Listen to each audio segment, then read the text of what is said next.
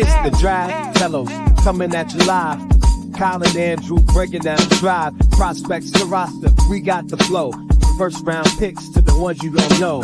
Talk about the combine, skills on display. Who's rising up and who's falling away. Roster building like a GM in the zone. Kyle, Fellows, Andrew Mertig, they own the phone.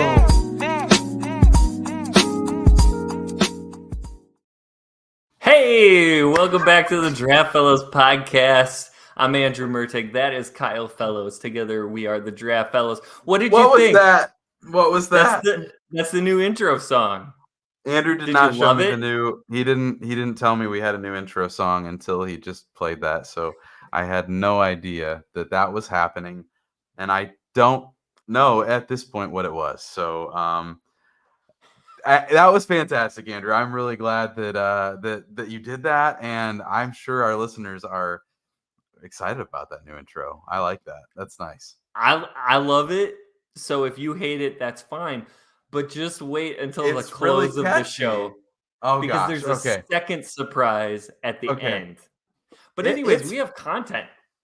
Yeah, it's great. I actually just want to go back and listen to it again, but we're in the flow of the show now, so that wouldn't be appropriate. So I'll do that later. But we'll have to load it on like Spotify so everybody can just jam out to this on their own time. Yeah, that makes sense. I think we should do that. Absolutely. So make sure that you're following the Draft Fellows channel on YouTube, or of course you can check out the audio version on your favorite podcasting platform. We have regular season football to talk about, and so besides our theme song, that's the second most important thing to consider 100%, today. 100%. And one of the things that you and I have discussed, right? Like we're going to talk about roster building. We're going to talk about the upcoming NFL draft. But we wanted to go through, because we spend so much time talking about rookies and where they go and how teams did in the draft. We wanted to break down how individual rookies performed this week. And so we each chose a couple of rookies to really spotlight from the 2024 class. And then we're also going to start to preview our 2025 class in the coming weeks. We're going to have some special guests. We're going to have some mock draft stuff going on. So I'm really, really, really excited. I've already started to dive into some of the offensive performance. I have a bunch of quarterbacks and wide receivers and running backs scouted. And so we'll dive into all of that. Yeah. But week one brought us a lot of really interesting rookie performances. There's some that we could talk about that maybe weren't as good as Marvin Harrison. We were hoping Harrison Jr. Marvin Harrison is certainly one of them. Any quarterback, really. Yeah. And so I would imagine most of those players will bounce back in week two. But I really wanted to get started with my rookie spotlight on Jacksonville Jaguars rookie wide receiver Brian Thomas Jr. And so his stat line, 4 receptions, 47 yards, 1 touchdown, all very impressive. But I will say this could have been even better. And so this is one of those, if you're only going to look at the stat line, you're like, he did well. I think he did great. And one of the plays that really took me by surprise was before he scored a touchdown. He actually had a much longer touchdown on a previous drive that would have been a big score, but Jalen Ramsey was forced to tackle him in the end zone, take the pass interference call. And so when you're toasting the highest paid corner in the NFL as a rookie in your first game, I think that's pretty impressive. He looked like wide receiver 1 in Jacksonville. So super impressive performance by Brian Thomas Jr. Yeah, super high praise from Trevor Lawrence as well, which is always a good sign. Like, you like to see that connection and those kinds of things. I own a lot of Brian Thomas Jr. in some fantasy leagues, so very excited. My friend and I own him in the league where we co-manage together, and he texted me. He's like, "Oh, we got baby Jettas." Like, so we're all in, and we're just celebrating that we have the next Justin Jefferson in Brian Thomas Jr. Clearly not overreacting at all. But my first guy here is running back Bucky Irving. So this is a player that Andrew and I both liked a fair bit in the draft process. At one point, Bucky Irving, I think it was both of our RB1s at one point. Yep. And then some things happened. Athletic testing happened. And his weigh-in, I think if it wasn't for the weigh-in and the athletic testing, maybe he would have stayed just a little bit higher. But that combo of the lightweight and the horrific testing dropped him a little bit for us. But the film doesn't lie. We saw it this week. Irving carried 9 times for 62 yards, added 14 yards through the air on a couple of receptions. Obviously, the coaches are going to keep with their coach speak and say Rachaad White is the bell cow for this offense. And I think Rachaad White is a really good player, right? Like this is not anything against Rachaad White. But in a situation where the Buccaneers did not need Bucky Irving to step in and take on a significant role quickly because he's a rookie, because they have Rachaad White and they even have some other backs there, like Bucky Irving is forcing his way onto the field and making an immediate impact in week 1. So I think that's exciting for what we saw of him coming out of Oregon and how easily it's translating to the NFL. At a minimum, the Buccaneers look like they have a 2-headed monster now in this backfield, with Bucky Irving going to be a consistent contributor.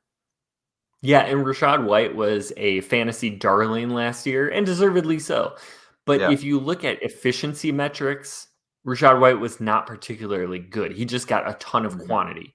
And I think Bucky Irving has an opportunity here. I'm not saying he's going to surpass White if they're both healthy. It's probably a timeshare. But I do think that he gives you a legitimate option. And then this could be somebody who maybe has a James Cook-like trajectory where he slowly starts to eat into White's carries as the season goes on. And then suddenly you look back in a year and Bucky Irving is the main guy in Tampa. So love that. Really, really fascinating. I'm going to go, it's easy to pick the glamour positions for sure. But Joe Alt was my number 1 overall player in this draft class. Huge expectations, also put in a very difficult spot, a tough, Jim Harbaugh. Oh, I almost said that wrong. Jim Harbaugh system. He's blocking for all of John Harbaugh's former running backs. So easy to be confused. But Joe Alt looked really, really good in the pass blocking game this past Sunday. And so going up against the Raiders defensive line, especially a lot of one-on-one matchups with Max Crosby, he looked really, really good. He looked the part. Very, very solid in pass pro. Love that. And I think really showing off that athleticism and length and size and strength. He will need to continue to get better as a run blocker. And we know that the Chargers want to run the ball. And so he is going to be a big part of ensuring that J.K. Dobbins and Gus Edwards have the lanes that they need in order to get through. But I will say, this is a super impressive performance for a rookie tackle being put in a very unenviable position against one of the game's best players in Max Crosby. And he showed that he can be an elite tackle at this level. So big shout out, Joe Alt. Yeah, absolutely. I'm going to stay with the non-fantasy players, the non-easy guys to talk with. We're going to talk edge rusher Jared Verse from the LA Rams, and Latu, Dallas Turner, probably more exciting pass rushers in this class, probably more dynamic, but Verse was just super well-rounded. And every time I went back to his film in the process in the spring, it just was like, I don't know, I would love to pick this player because I feel really good that he's going to be really good for a long time for an NFL team. And he's just so solid all around. And that's exactly what we saw in his NFL debut. Again, against the Lions, he had a sack, he had 2 quarterback hits, 3 hurries, and he earned a 73.5 run grade from PFF, which is exactly what you'd expect from a player who's always been so good at setting the edge. So I think Jared Verse's career off to a great start because he looks exactly like he did in college, and I think you can expect that trajectory will continue for him with the Rams. Yeah, he was super impactful, did a really fantastic job of helping to slow down that very dangerous Lions offense. I think that he was everything that you would expect. And I think both you and I thought, this is a guy with such refined pass rush moves, that there's a floor that he can be super solid at a minimum in the NFL. And for him to show some of that ceiling already in week 1, I think is really, really promising for where he could be headed as an NFL pass rusher. And I loved, they talked about during that game that Verse, while he was in college, before he even transferred to Florida State, was in contact with Aaron Donald and kind of talking about how many pass rush moves do I really need? And Aaron Donald said, you need 3 pass rush moves. just being a master at all three. And for Verse, like really, really strong showing to start out with, especially against that Lions offensive line, which I would argue is the best in football. So, yeah, that's a really good point. Great start for him. One thing that you wanted to talk about is, speaking of the Lions, Jameson Williams' resurgence. And so I think this gets us on the topic of players that we really liked in the draft a lot. Like people we had draft crushes on, people we had ranked really, really high, who sort of fall off the map. And for Williams, it's been 2 years of frustration, whether that be from injury or a suspension, and then just seemingly ineffectiveness as the season went on. So you see this super explosive performance. And so what are you thinking of Jameson Williams going forward? Is this a flash in the pan? Is this something we should expect? This is really fun. And like, we are, Packers fans. So like rooting for the Lions to have more breakout players is probably not like high on our list, but like Jameson Williams is a player that like I really liked coming out in that draft. And so going all the way back to 2022 class, like just it felt like players don't start as slow as he did and then get back on track. And so I think we kind of reached a place where we're like, it's going to happen eventually. It's going to happen eventually. And then like this offseason, I think a lot of us started just feeling like maybe it's never going to happen. And then, you heard the buzz in camp, but we heard the buzz in camp last year. And then to see it happen in the first game of the season the way that it did in kind of a convincing fashion. This wasn't a player that they are just manufacturing touches for. This was a player that I think that they can feature when he's healthy and when he's available. And so I don't know. Like this could go back to like where he's wide receiver 2. He's the third option behind Laporta, and it's just not that significant all the time. But he has the speed to like really impact the game even when he's not getting the ball. Or this guy could really be like the 1A, 1B kind of situation with Amon-Ra St. Brown as the receiving duo there in Detroit if they can keep things rolling. So I just think it's fascinating because it never works when you have to wait this long. And it seems like maybe Jameson Williams is going to be the exception to that, which is really exciting for him. And I think it's really exciting for us in the draft community who've just like been like cheering, like, just hold on, just give it a little longer and maybe we're finally there. Yeah. And with Williams still super young, now he's 2 years away from rehab for the knee injury, maybe starting to take his career a little bit more seriously, maybe starting to develop a little bit better relationship with Jameson Williams. I wouldn't expect the numbers to continue to be really great, at least from like a fantasy performance. I think that the Rams said, we are going to take away Amon-Ra and we are going to take away Laporta. And if Jameson Williams beats us, so be it. And Jameson Williams showed that he's going to be a problem if you let him do that. So a lot of single coverage, I think not a lot of safety help. And with Williams, especially given the time that Goff can often get behind that offensive line, playing on the fast turf in Detroit, he's going to be a problem, right? And so I don't think that production continues forward, but you don't always have to be super productive to be an impact on the game, right? I'm not saying he's going to turn into MVS where he's a decoy route runner and then catches a big one every once in a while. I think Williams will be more involved in that. I think you can give him handoffs. I think there's a lot of things you can do to manufacture touches, and I think he'll be impactful. But it might be that teams have to start respecting that deep playability, and then the underneath opens up, which is super scary because we know what Amon-Ra can do out of the slot. We know what Sam Laporta can do. We know what Jahmyr Gibbs can do. And then if you start to get soft with your safeties, we know what David Montgomery can do in the running game. So big time problems for the rest of the NFC North and us as Packer fans. But it's nice to see a player who has so much promise really starting to live up to that. So that part is exciting for me. Yeah, it's really exciting, and hopefully for his sake that does continue. But Andrew, let's flip the page to the present. Let's talk about the 2025 class just a little bit. Let's tease one player that I think has been kind of hard to ignore the last couple of weeks as we've kind of got into the 2024 college football season. Yeah, we're talking about the one of the newest 4 additions to the Pac-12 or Pac-6 six-pack conference in Boise State, and their superstar running back Ashton Jeanty, who is absolutely a stud. We knew he was going to be one of the better running backs in this class, and we'll continue to hear this name a lot, maybe all the way to New York City for the Heisman presentation. But how is this for a stat line, Kyle?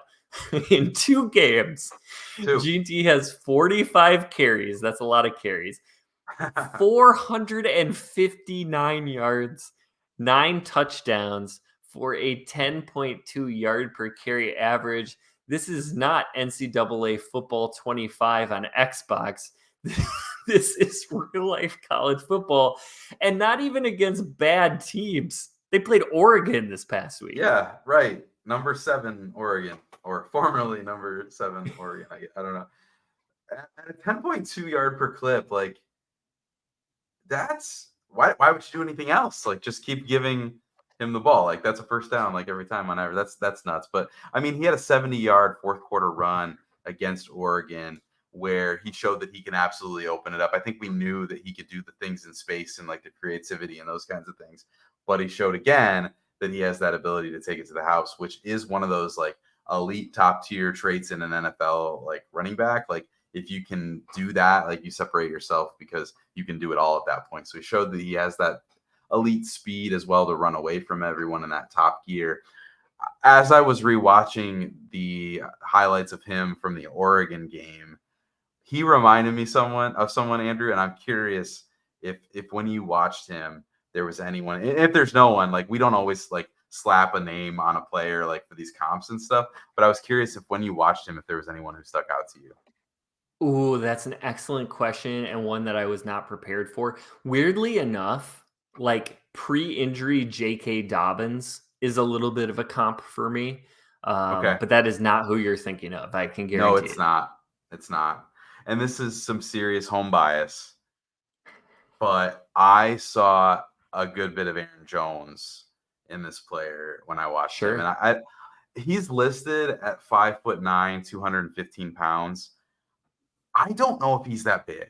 Like he might be 5'9". I don't think he's 200.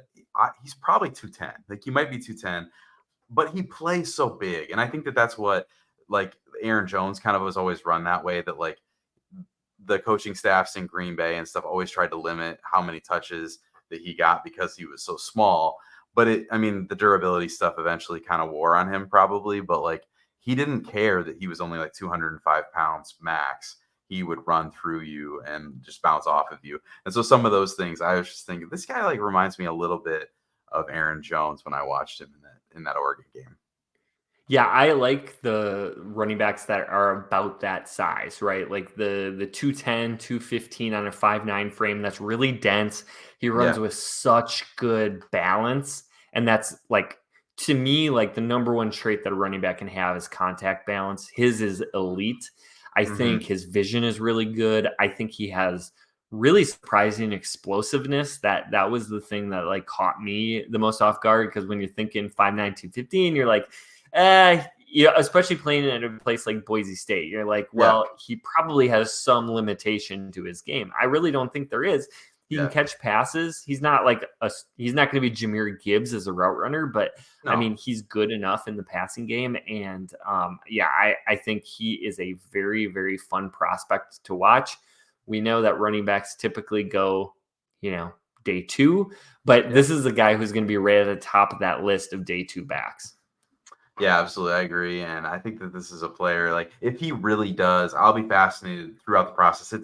It's September. I'm already curious, like what does Jeanty weigh in at? Because if he's doing what he's doing at a true 215 pounds, like we might be talking about an end of the first round kind of a selection with some of the things that he's been, putting on tape already this season, and maybe carrying that into, like you said, like a Heisman type of a conversation. So will be a ton of fun. And you know what else is going to be fun, Andrew? Just continuing to carry these conversations into the fall as we learn more about the 2025 class and following the 2024 class in the NFL, seeing how these guys are going to do. We are going to do it just about every week and stick with you guys throughout the process, and it's going to be a blast. So stick with us. From the draft room to the gridiron, the Draft Fellows have got you covered. Until next time, stay tuned and stay in the game.